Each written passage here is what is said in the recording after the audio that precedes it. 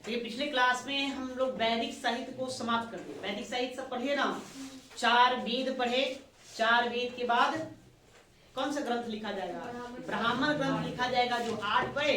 अब ब्राह्मण ग्रंथों के बाद अरण्यक लिखा जाएगा, इसकी संख्या 7। उसके बाद हम लोग क्या पढ़े? उपनिषद या वेदांत पढ़े, जिसकी संख्या 108 है। उस 108 में ज्यादा नहीं, 8-9 शायद देखे होंगे। उन 8-9 को ही याद रखना है, ध्यान रखना, ज्यादा विशेष बातें नहीं। अब भाई आप लोग शीर्षक दीजिए, ऋग्वेद में वर्णित नदियां। ऋग्वेद में वर्णित नदियां।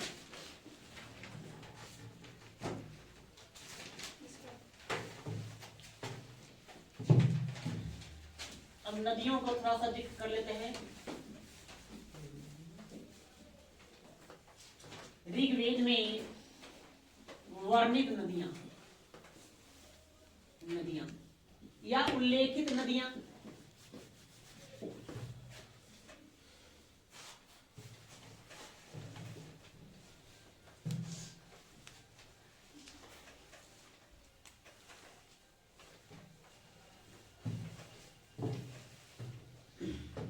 हो गया? देखिए, ऋग्वेद का 10वां मंडल पढ़ा था, 10वां 10वां मंडल पढ़े थे। इसमें बताए थे इसमें सूक्त है ना? क्या क्या? एक पुरुष सूक्त के बारे में चर्चा किए थे। इसमें एक पुरुष सूक्त है। पुरुष सूक्त के अलावा हमने चर्चा किया था सूर्य सूक्त का। सूर्य सूक्त के यहाँ पर सूर्य सूक्त है, और यहीं पर आपको कौन सा सूक्त मिलेगा? नदी सूक्त भी मिलेगा, नदी सूक्त। इसी नदी सूक्त में, ऋग्वेद के 10वें मंडल के नदी सूक्त में कुल 42 नदियों की चर्चा है। कितने नदियों की चर्चा है? 42 नदियों की चर्चा है, लेकिन उसमें उल्लेख किया गया है 21 का। कितने का? 21 का। 21 का विस्तृत उल्लेख है, लेकिन बताया गया है कि नदियों की संख्या कितनी थी? 42 थी। ठीक है, उन्हीं में से आपको कुछ नदियों को याद रखना है। 10-12 नदियों को हमको ध्यान में रखेंगे, जिससे प्रश्न पूछा जाता है एग्जाम में, पूछ देगा नहीं कि ऋग्वेद में वर्णित इस नदी को वर्तमान में क्या कहते हैं। तो आपको याद करना है कि ऋग्वेद में उसका नाम क्या था और वर्तमान में उसको हम क्या कहते हैं, यही हमको यहाँ से ध्यान में रखना है। ठीक है, कुछ कुछ बातें और है जिसको हम जानेंगे। तो एक काम करिए, लिखिए लिखिए तो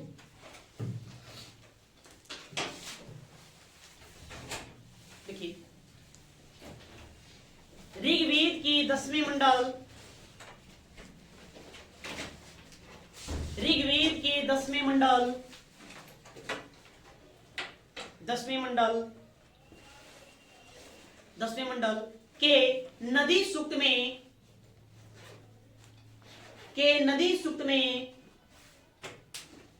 ऋग्वेद के 10वें मंडल के नदी सूक्त में 42 नदियों की चर्चा है। 42 42 नदियों की चर्चा है। नदियों की चर्चा है, चर्चा है। लेकिन 21 नदियों का उल्लेख मिलता है। लेकिन 21 नदियों का ही उल्लेख मिलता है। 21 21 नदियों का ही उल्लेख मिलता है।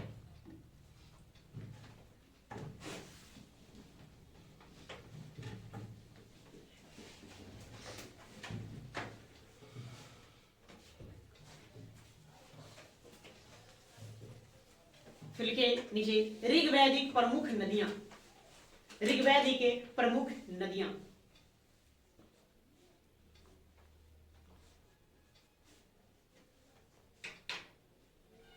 प्रमुख नदियां डैश देंगे, डैश देंगे। देखिए, ये पहले हम लोग वर्तमान में जो नदी है उसको देखते हैं, है ना? चलिए, भारत के उत्तर भारत में आप आइए, हिमालय क्षेत्र में सबसे पहले आपको देखने को मिलेगा एक नदी सिंधु।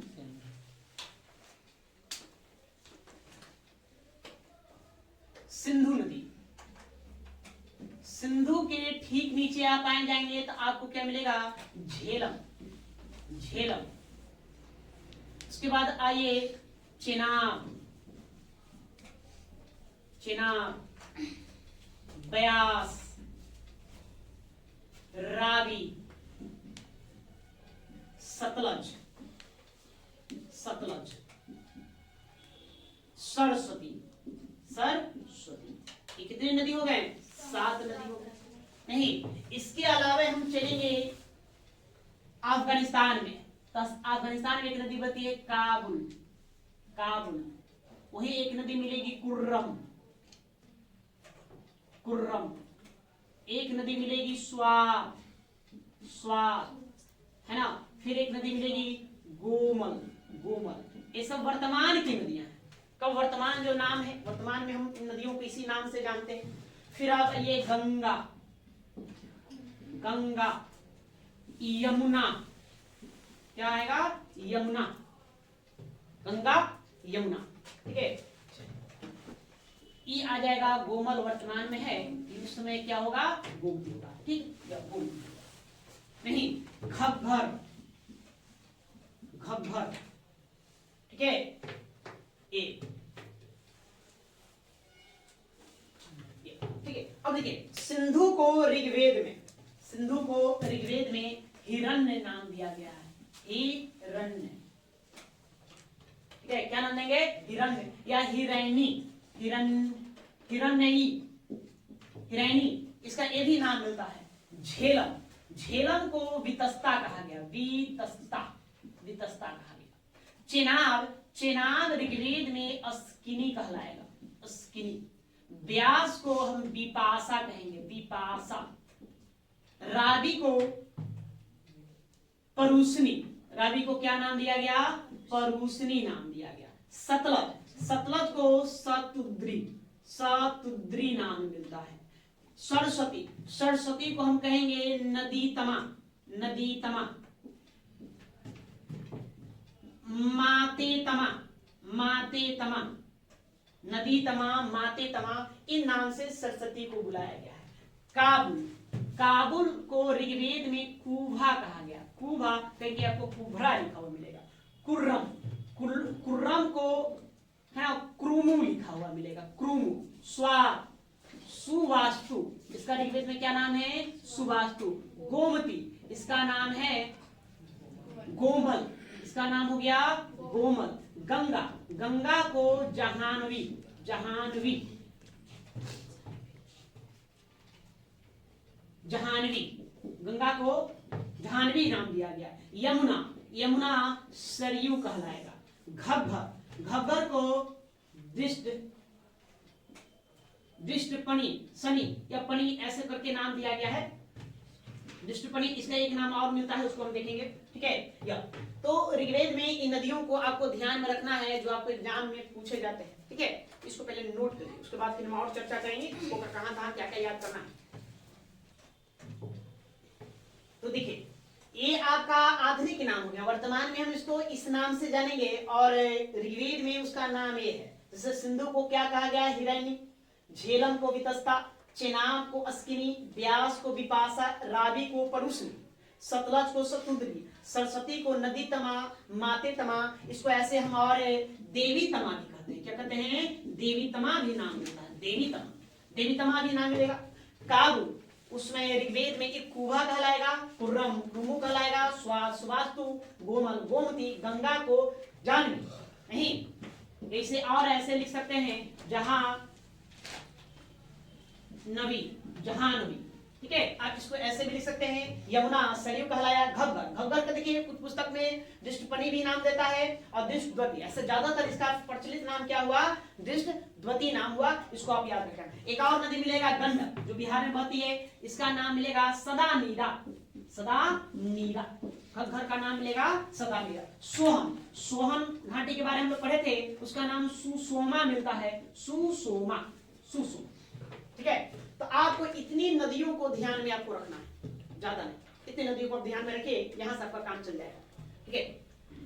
इसके अलावा ऋग्वेद के 10वें मंडल के नदी सूक्त में कितने नदी बताएं, 42 नदी बताएं। इतनी की चर्चा है, लेकिन उल्लेख मिला कितने का, 21 का। एक प्रश्न आपसे पूछा जाएगा कि सूक्त, नदी सूक्त में किस नदी का उल्लेख नहीं किया गया है, उसमें से आपको ऑप्शन मिलेगा, आपको ध्यान में रखना है। व्यास, विपासा, विपासा नदी का उल्लेख आपको नदी सूक्त में देखने को नहीं मिलेगा, इतने नदियों में। इसका उल्लेख ऋग्वेद में है, लेकिन नदी सूक्त में इसका उल्लेख नहीं है।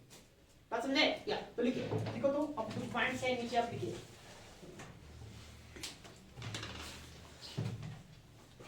ऋग्वेद में ऋग्वेद के नदी सूक्त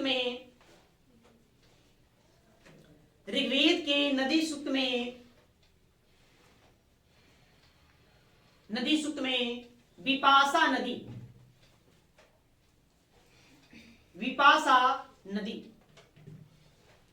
विपाशा किसको कहेंगे वर्तमान में? व्यास को। पोस्ट में लिख देंगे व्यास का उल्लेख नहीं मिलता है, का उल्लेख नहीं मिलता है।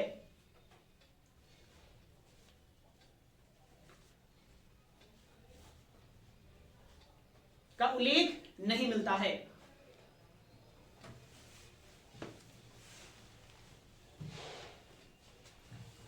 अब आइए प्रश्न आपसे बनेगा, ऋग्वेद के अनुसार सबसे प्रसिद्ध नदी। तो सबसे प्रसिद्ध नदी में हम सिंधु का नाम लेंगे। मतलब ऋग्वेद में सबसे ज्यादा बार किस नदी का उल्लेख मिलता है? सिंधु नदी का उल्लेख मिलता है। लेकिन वही आपसे पवित्र नदी पूछे, सबसे पवित्र नदी, तो सबसे पवित्र नदी में हम सरस्वती का नाम लेंगे। किनका नाम लेंगे? सरस्वती का। इसलिए संस्कृत में नदी तमा नहीं, ठीक है। सबसे अच्छी नदी, माते तमा सबसे अच्छी माँ, देवी तमा सबसे अच्छी देवी, ये ना एक उपाधि उपमा उनको दे दिया। तो पवित्र नदी में क्या ध्यान में रखेंगे? सरस्वती को, है ना। और सबसे प्रसिद्ध नदी में किसको याद रखेंगे? सिंधु को याद रखेंगे। सबसे ज्यादा बार उल्लेख किसका है? सिंधु का उल्लेख है। वहीं यहाँ पे गंगा का पूछे, गंगा का उल्लेख पूछा जाता है। गंगा का उल्लेख कितनी बार है जाह्नवी के नाम से? तो एक बार मिलेगा। यमुना का उल्लेख आपसे पूछेगा, यमुना का, सरयू का उल्लेख, इसका उल्लेख 3 बार। पिछले बार लिखे थे क्लास में पुनरावृत्ति में, तो उसको आपको ध्यान में रखना है। तो लिखिए, ऋग्वेद में सबसे ज्यादा बार,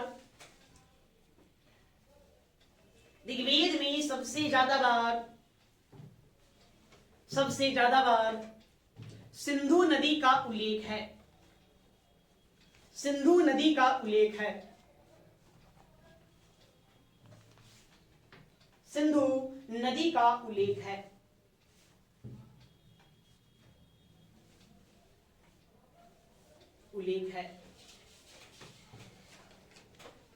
अर्थात सिंधु सबसे प्रसिद्ध ऋग्वैदिक नदी थी। अर्थात सिंधु सबसे प्रसिद्ध ऋग्वैदिक नदी थी।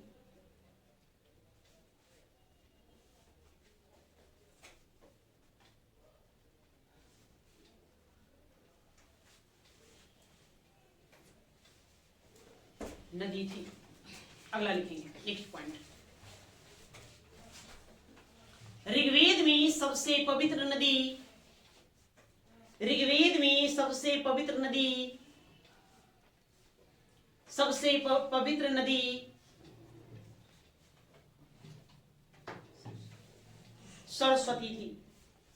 सरस्वती थी।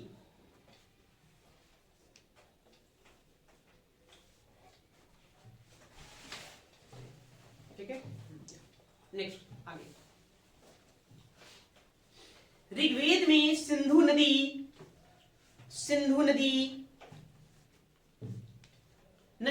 के गिरने का स्थान, ऋग्वेद में सिंधु नदी के गिरने का स्थान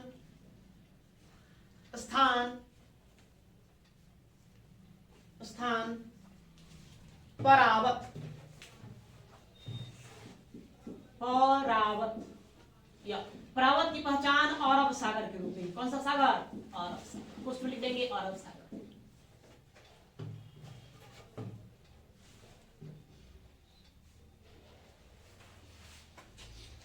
नहीं तो ऋग्वैदिक कालीन नदियां सिंधु कहां गिरती थी? तो परावत नामक स्थान पर गिरती थी। परावत मतलब किसको बताया गया है? अरब सागर।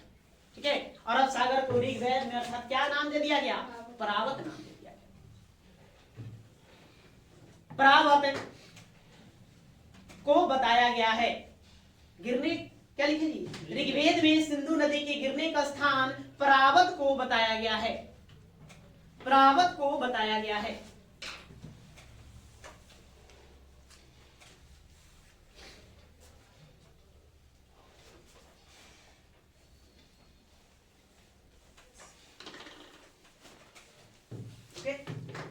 ऋग्वेद में एक नदी और ध्यान रखना है, अपाया।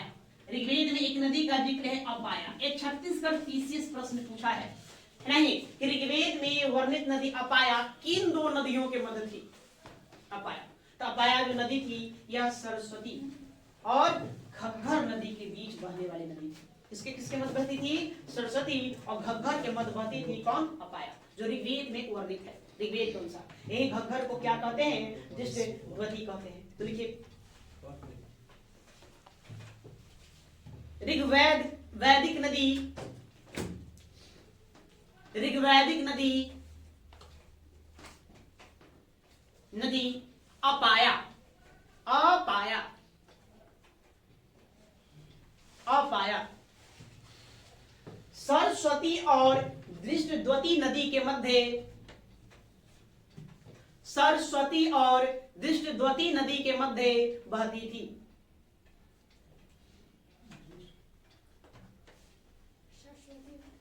घग्गर लिखो या दृष्टद्वती लिखो, नदी के मध्य बहती थी।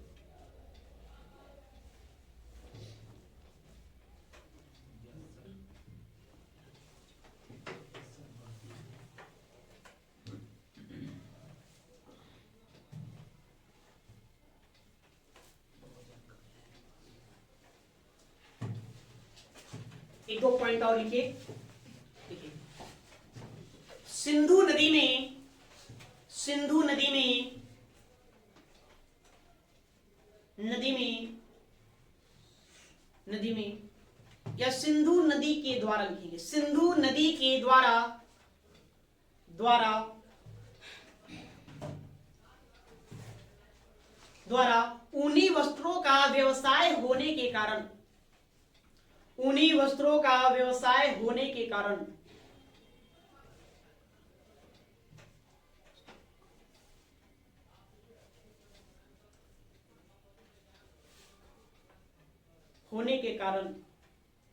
उसे सुवासा या ऊर्णवती, सुवासा या ऊर्णवती, ऊर्णवती की संज्ञा प्रदान की गई है, की संज्ञा प्रदान की गई है।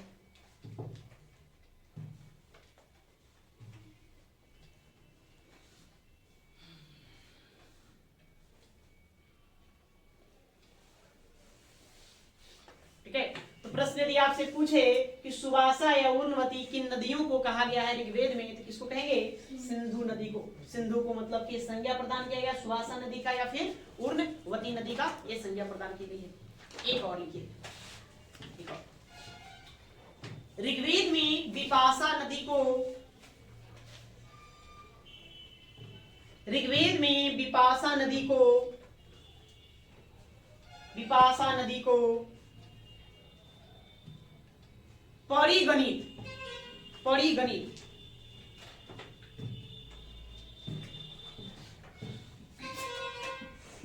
परिगणित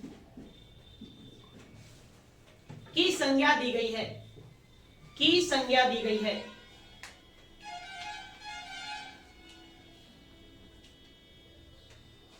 की संज्ञा दी गई है।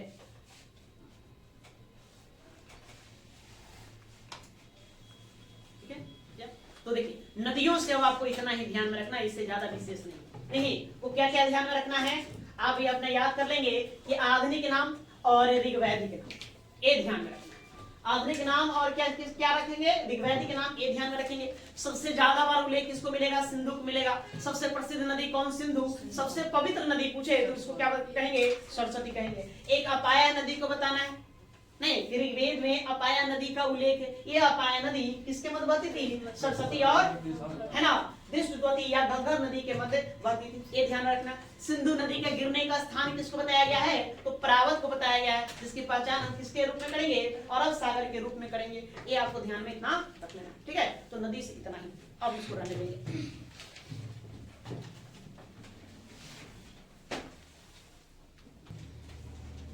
अब आइए नेक्स्ट, आगे हेडिंग देंगे दासराज युद्ध। दासराज युद्ध, इस पर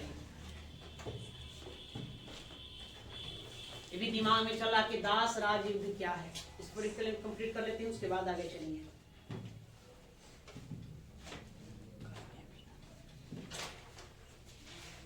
तो हमने पढ़ा था ऋग्वैदिक मंडल, ऋग्वेद का 7वां मंडल जो ऋषि वशिष्ठ से संबंधित है। वहां क्या लिखा गया है? बताए थे कि ऋग्वेद के 7वें मंडल में दास राज युद्ध का उल्लेख है। नहीं, ये दास राज युद्ध है। तो देखिए दास राज युद्ध जो है ये आपसे पूछा जाएगा किसका उल्लेख था, तो 7वां मंडल। मंडल कौन? 7वां। मेरी बात याद रखना कि 7वां मंडल कहाँ हुआ था, किस नदी के किनारे? नदी पूछेगा तब परूसनी नदी, परूसनी जिसको वर्तमान में क्या कहते हैं? रावी कहते हैं। किसके किसके मध्य हुआ था? इसका नाम है दास राज युद्ध। तो 10 राजाओं के मध्य हुआ। एक तरफ भरत कुल या भरत कबीला के सरदार सुदास थे। कौन थे? सुदास, है ना।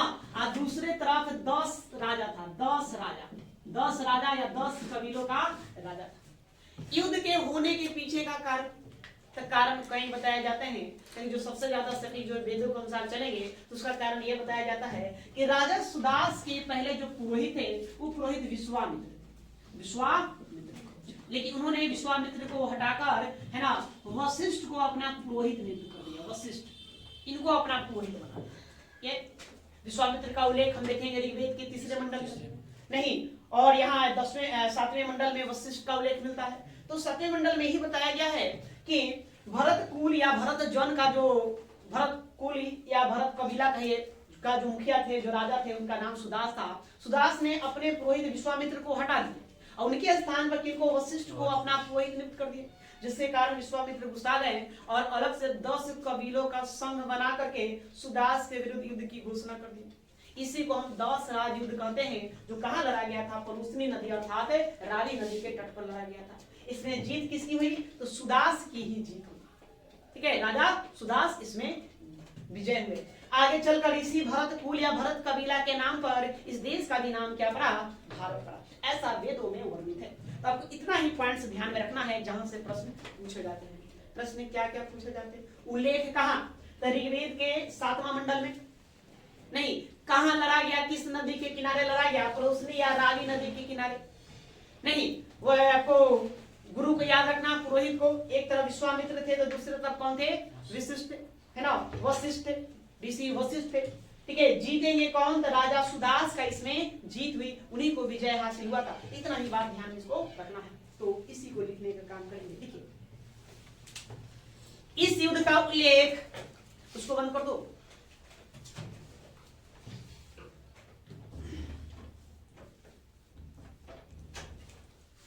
इस युद्ध का उल्लेख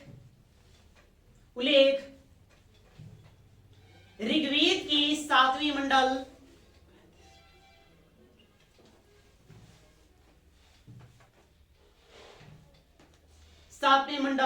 के 10वें सूक्त में मिलता है। सूक्त क्या है? 10वां, मंडल 7वां। ऋग्वेद के 7वें मंडल के 10वें सूक्त में मिलता है।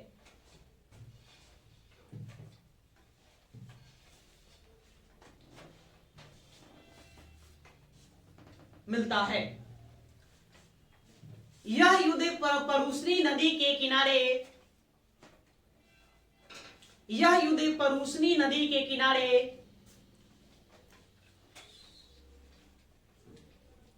किनारे, भरत कुल या भरत कबीला, भरत कुल लिखे, भरत जन लिखेंगे, भरत कबीला लिखेंगे, सबका बात एक ही है। भरत कबीला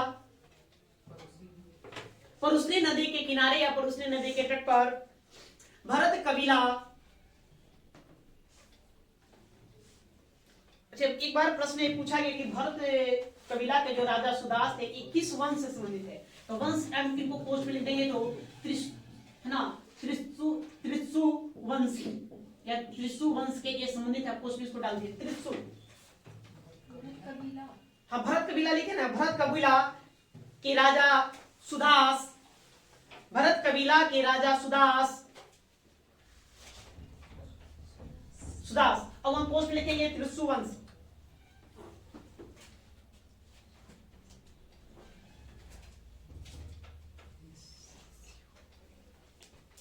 भरत कबीला के राजा सुदास और अन्य 10 कबीलों के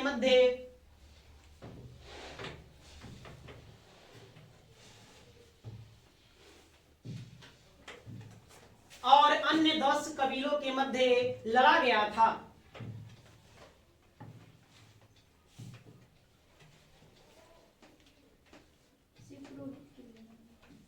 बताया तो जितना उल्लेखित है उतना बताया गया।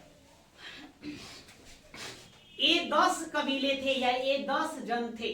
कौन कौन 10 लोग शामिल थे उनको भी लिखो। हालांकि वहां से प्रश्न पूछा नहीं गया है, आप लोग ध्यान में थोड़ा रखेंगे। ये 10 जन थे।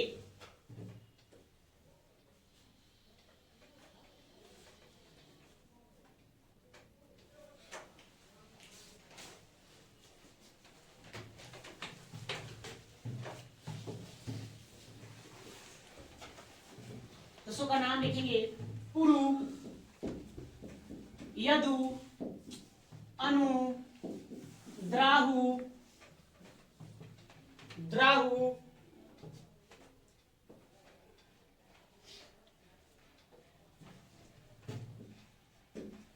सुवर्स, आलीम, पख्त,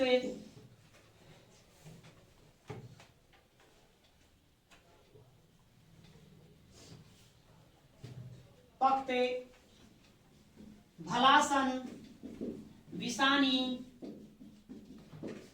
सिंह।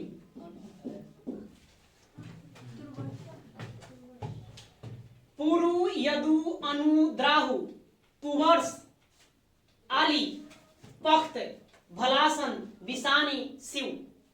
फिर से एक बार सुन लो। पुरु, यदु, अनु, द्राहु, तुवर्स, आली, पख्त, भलासन, विसानी, शिव। मैंने ये 10 जन एक तरफ थे और दूसरे तरफ कौन रहेंगे? राजा सुदास रहेंगे।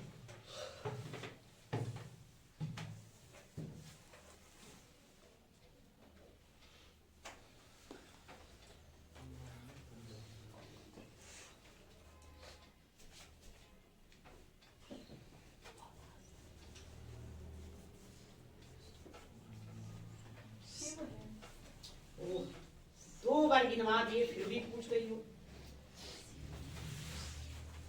क्यों इसको रिपीट किए हैं?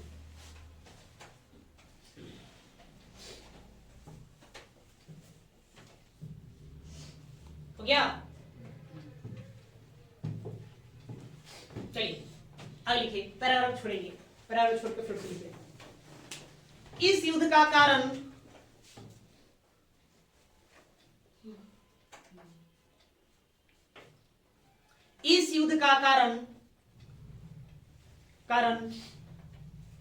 भरत कबीले के राजा सुदास,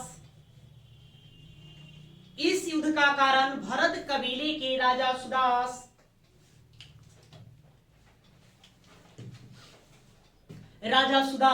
द्वारा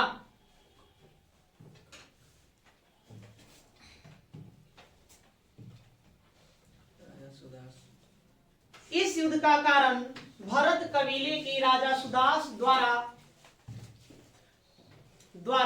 पुरोहित विश्वामित्र को हटाकर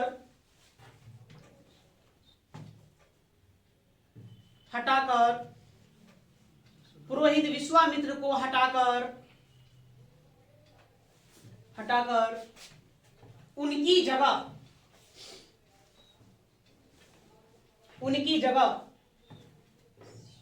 वशिष्ठ को पुरोहित नियुक्त करना था। वशिष्ठ को पुरोहित नियुक्त करना था।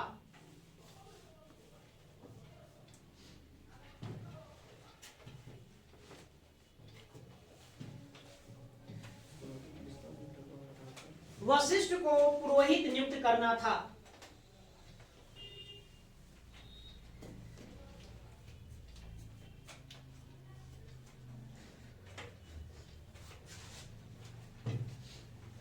ठीक है, तो इसीलिए विश्वामित्र महोदय गुस्सा हो गए।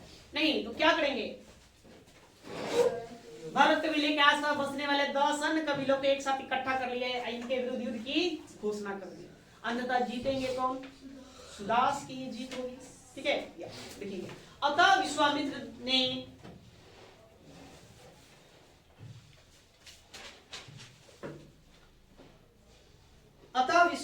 में 10 कबीलों के राजा को एकत्र कर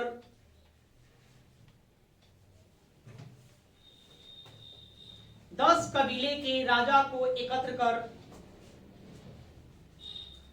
कर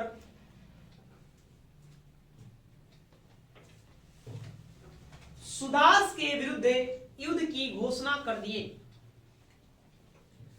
सुदास के विरुद्ध युद्ध की घोषणा कर दिए।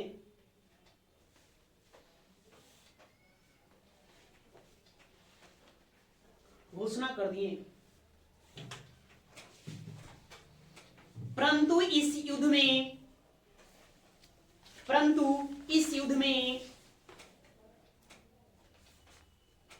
युद्ध में राजा सुदास विजय हुआ।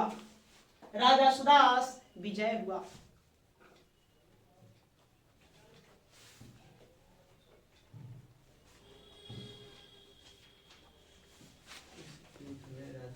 सुदास विजय हुआ। कलांतर में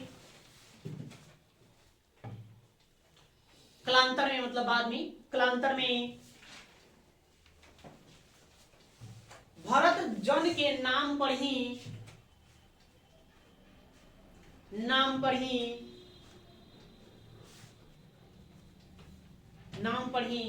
हमारे देश का नाम भारत पड़ा।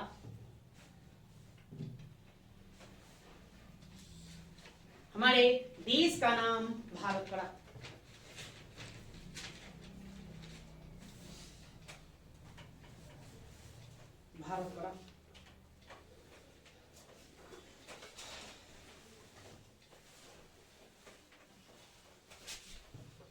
ठीक है, तो ये रहा दासराज युद्ध। तो दासराज युद्ध में इन्हीं कुछ बातों को ध्यान में आपको रखना है जहां से प्रश्न बने। अब आइए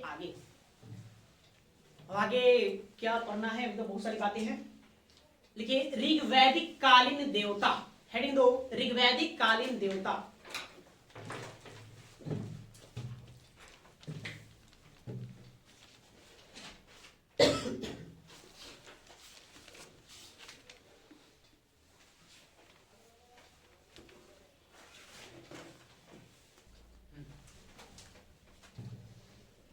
देखिए मैं अब ऋग्वैदिक कालीन देवताओं के बारे में पढ़ना है। नहीं, ऋग्वेद में कुल 33 देवताओं का उल्लेख मिलता है। कितने?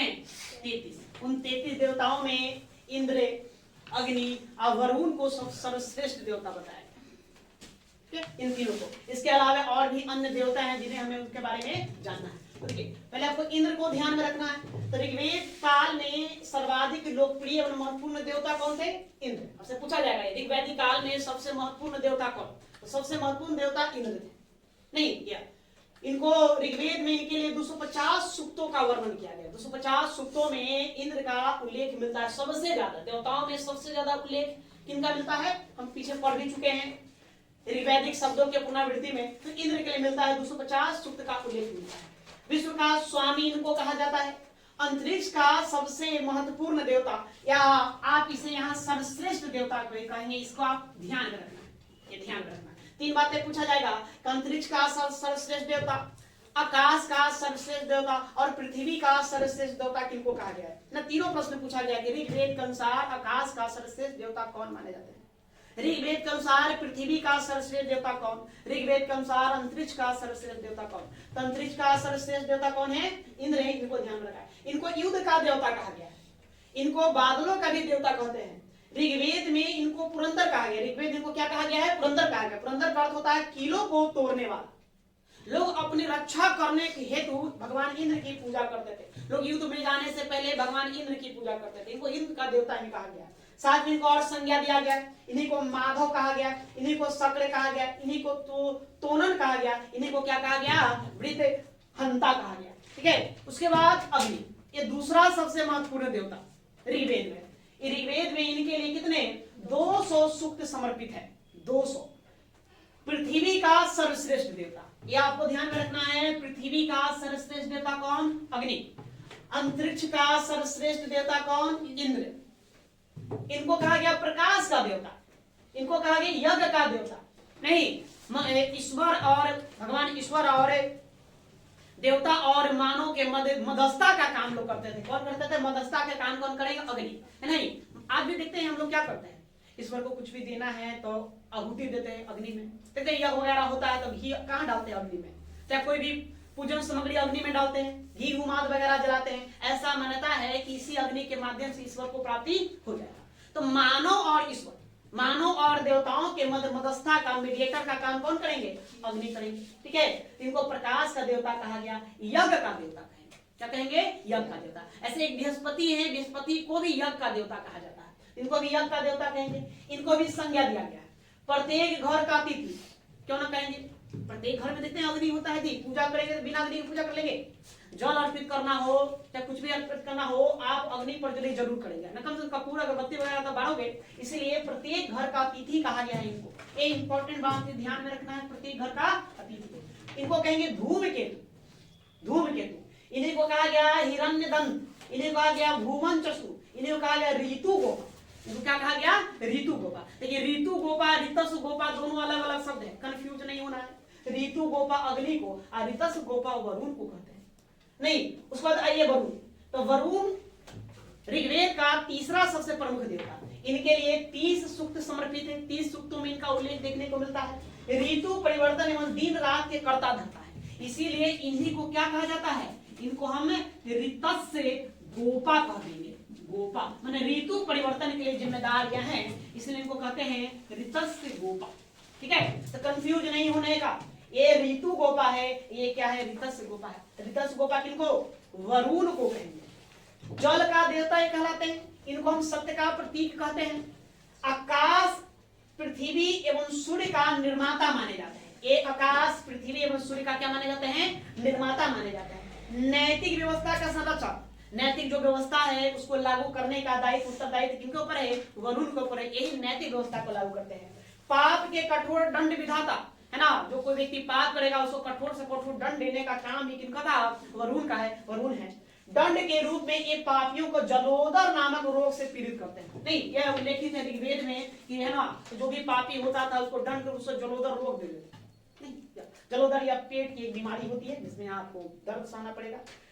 ईरानी देवता अहुर मजदा से इनकी तुलना की जाती है। हम पढ़े थे ईरानियों का एक प्रसिद्ध ग्रंथ है जैन अवेस्ता, उसमें एक देवता का नाम मिलता है। किसका नाम मिलता है? अहुर मजदा। इस अहुर मजदा से ही इनका वरुण देवता को क्या किया जाता है? कंपेयर, तुलना किया जाता है। ये ध्यान रखेंगे। उसके बाद सोम देवता। सोम देवता के लिए कौन सा मंडल? नौवां मंडल। नौवां मंडल जानते हैं, सोम देवता को समर्पित है। तो वहां एक वो भी एक प्रसिद्ध देवता हुआ है। ऐसे सोम जो है एक पेय पदार्थ, पेय पदार्थ का भी नाम है सोम, है ना? हम पढ़ेंगे आगे क्या है कि वैदिक काल में लोग क्या करते थे? मुजबंत नामक एक पर्वत था, उस पर्वत के पत्तियों से वो क्या करते थे? सोमरस तैयार करते थे, जो एक पेय पदार्थ होता था। तो सोम एक पेय पदार्थ है, सोम देवता है। इनको हम वनस्पति का देवता कहेंगे। इन्हीं को हम आनंद एवं प्रफुल्लता का देवता कहेंगे। मतलब खुशी के अवसर पर लोग सोम का यूज करते थे, है ना? सोमरस पीते थे, इसलिए उनको आनंद एवं प्रफुल्लता का देवता कहते हैं। मरुत याद रखना, मरुत, है ना? गाना सुनेंगे मारुति नंदन, किनको कहा गया? बजरंगबली का। ये मरुत है, ये तूफान का देवता। कौन सा? तूफान का देवता है मरुत। प्रजन्य एक मिलेंगे जिनको वर्षा के देवता या नदी का देवता कहा गया, रुद्र। एक उग्र के देवता, ठीक है? ये रुद्र है, इसको उग्र, इनको कृतवास भी कहा गया। इनको क्या कहा गया? कृतवास। कृतवास भी कहा गया। कृतवास मतलब कि जो मतलब कि खाल लपेटे हुए, खाल ओढ़े हुए हो, उसको हम कृतवास कहेंगे। कृतवास का अर्थ होता है खाल ओढ़ने वाले, को कृतवास भी कहा गया। यम, यम तो सब लोग जानते हैं भैया, तो मृत्यु के देवता है। नहीं, जब प्राण आपको हरना है तो कौन आएंगे? यमदूत आएंगे, यम आएंगे। नहीं, या अपने दूत को भेजेंगे, इसको यमदूत कहते हैं। विष्णु, विष्णु को देखिए ऋग्वेद में विष्णु को उतना महत्वपूर्ण स्थान प्राप्त नहीं है जितना इंद्र को प्राप्त है, अग्नि को प्राप्त है, वरुण को प्राप्त है। लेकिन आज हम विष्णु को अच्छा स्थान देते हैं अभी के समय में। तो विष्णु को 3 पाद का देवता कहा गया। 3 पाद मतलब 3 कदम वाला, यानी 3 कदम में पूरा सृष्टि को नाप गए थे। इन्हें विश्व के संरक्षण एवं पालन करता कहा गया। साथ ही ऋग्वेद में इनका नाम मिलेगा उरुक्रम, उरुगाय। ये प्रश्न पूछा गया है एमपीपीसीएस की, उरुगाय ऋग्वेद काल में किस देवता को कहा गया था? किनको कहा गया? विष्णु को कहा गया। तो उरुक्रम, उरुगाय, ये ध्यान रखना है। उषद, तो ऋग्वेद में पशुओं के देवता थे पूषण, यही उत्तर वैदिक काल जब आएगा तो उत्तर वैदिक काल में ये शूद्रों के देवता हो जाएंगे। कहा जाता है कि इनके रथ को बकरे खींचते थे, बकरे माने कि इनके रथ में बकरे होते हैं। कैसे मतलब कि भगवान सूर्य के रथ को घोड़ा खींच रहा है, तो पूषण के रथ को कौन खींचेगा? बकरा नहीं, इनके रथ को बकरे खींचते थे, धौस। इनको ध्यान में रखना है। सबसे प्राचीन देवता ऋग्वेद में या ऋग्वेद है ना या वैदिक कालीन सबसे प्राचीन देवता पूछे इसको अब क्या कहेंगे? धौस कहेंगे, या इन्हीं का नाम लिखा हुआ मिलेगा सिर्फ धौ। क्या मिलेगा? धौ। धौ कहिए या धौस कहिए। सूर्य का पिता, इनको क्या कहा गया है? सूर्य का पिता। पिता माना जाता है कि सूर्य के पिता यही है, माता अदिति और पिता कौन है? धौ है। आर्य लोग धौस को जगत पिता का संज्ञा दिया। क्या कहा? जगत पिता। ये इन्हीं को जगत पिता कहा।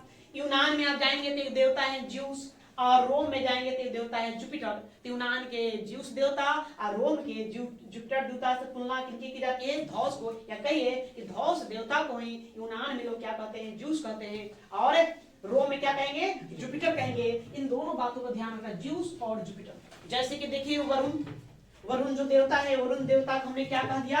आहार बजदा कहा दिया। ठीक है, इतना समझ गया। अच्छा, एक देवता और है जिनके बारे में आपको ध्यान में रख लेना है, सूर्य।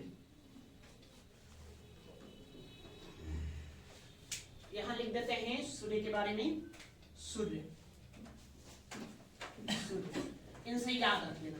क्या याद रखना है? जैसे देखिए अंतरिक्ष का सबसे महत्वपूर्ण देवता है ना, या अंतरिक्ष का सबसे प्रमुख देवता कौन है? इंद्र है। अब पृथ्वी का सबसे सर्वश्रेष्ठ देवता कौन है? अग्नि है। उसी प्रकार से आपसे पूछे कि आकाश का प्रमुख देवता कौन है? आकाश का प्रमुख देवता कौन हो जाएंगे? सूर्य। नहीं, इनको याद रखना है, आकाश का प्रमुख देवता, प्रमुख देवता ये हो जाएंगे। इनको तेज का देवता कहा गया है, तेज का देवता, तेज का ही देवता इन्हीं को कहते हैं। ठीक है, ये हमने यज्ञ का देवता किनको कहा? देखिए यहाँ यज्ञ का देवता के बारे में चर्चा की है। यज्ञ का देवता, यज्ञ का देवता हमने अग्नि को कहा। नहीं, एक और आपको ध्यान में रखना है, बृहस्पति।